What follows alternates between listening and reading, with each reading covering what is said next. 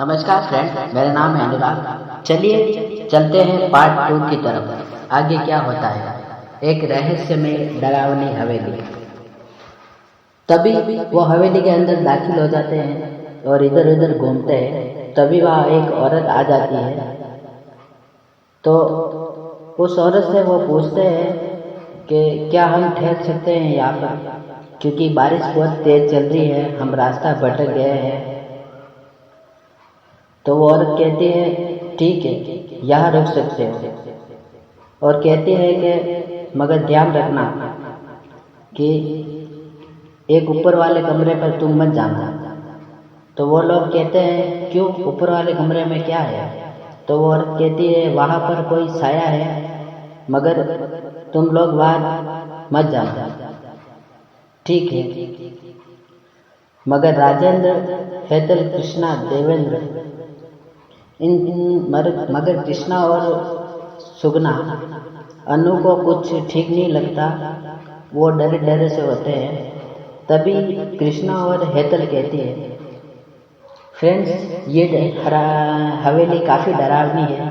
तो राजेंद्र और देवेंद्र बोलते हैं कि अरे तुम्हारा कुछ नहीं है, तुम्हारा वहम है, ऐसा कुछ डरावना नहीं है। हवेली अच्छी लग रही थी तो वो घूमने लगते हैं। इधर उधर घूमने पर, कमरे पर इधर उधर घूमते रहते हैं। तभी अनु कहता है कि ठीक है, अभी सो जाते हैं और सुबह बात करेंगे। अब रात 12 बजे। तभी हेतल कृष्णा की नींद खुल जाती है और वो सभी को उठाती है। देखो हवेली में से कुछ आवाज़ें आ रही है। तो देवेंद्र, राजेंद्र, सुगना कहते हैं नहीं, अरे सो जाओ, कुछ नहीं है, कुछ रोने की आवाज़ नहीं आ रही है और वहाँ कोई नहीं डरा रहा है, ऐसे ही डर रही हो, चलो सो जाओ। तभी हेतल और कृष्णा को नींद नहीं आती है। वो दोनों कहते हैं कि चलो देखते हैं। तो वो लोग देखते देखते ऊपर वाले कमरे पर चले जाते हैं। तभी और उसके बाद अगली सुबह सारे दोस्त इकट्ठे हो जाते हैं, मगर हेतल और कृष्णा दिखाई नहीं देते हैं। तो वो लोग पूछते हैं अरे ये दोनों जने कहाँ चली गई है। तो अनु कहता है कि ये तो सोचने वाली बात है, उनको ढूंढना पड़ेगा। तो देवेंद्र और राजेंद्र कहते हैं कि अरे वो तो कहीं नहीं गई होगी, आ जाएगी, चलो हम तो बाहर घूमने के लिए चलते हैं। अब हेतल और कृष्णा का कोई पता नहीं होता है तो वो लोग चिंता में पड़ जाते हैं। मगर निक्की कहती है, यानी कि निकिता, क्योंकि अनु निकिता को निक्की नाम से, निक नेम से ही बुलाता था, क्योंकि वो प्यार से निक्की कहता था।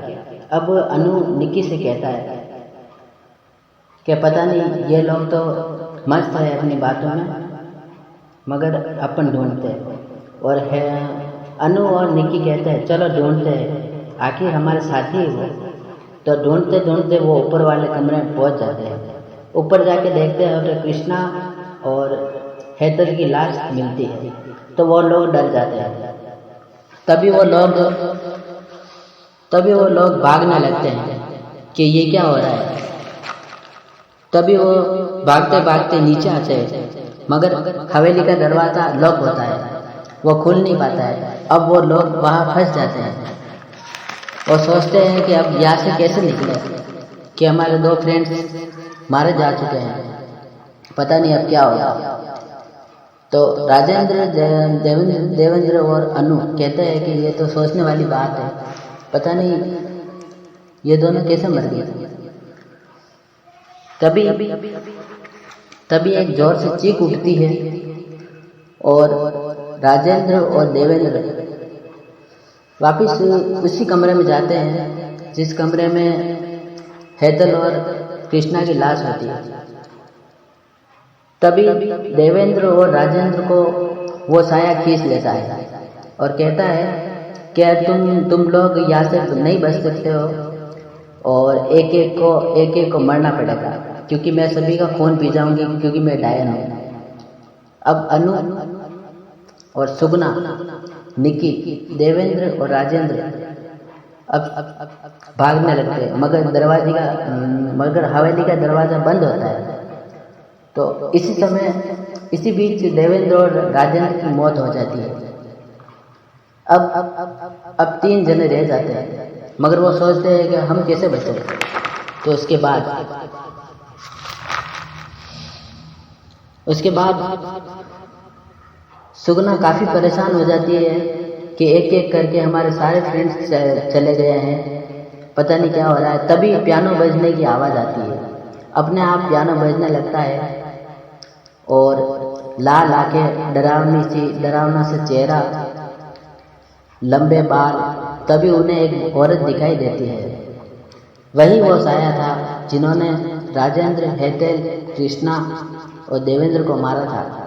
तभी वो लोग डर जाते हैं और भागने लगते हैं, मगर हवेली का दरवाज़ा खटखटाते हैं, मगर मदद के लिए कोई आसपास नहीं होता है। तभी वो डायन सुगना को खींच लेती है और सुगना को दबोच लेती है, मगर अनु अपनी जान पे खेल जाता है और वो सुगना बचाने के लिए काफ़ी प्रयास करता है, मगर अनु जख्मी हो जाता है, क्योंकि डायन के आगे अनु का कोई बस नहीं चलता।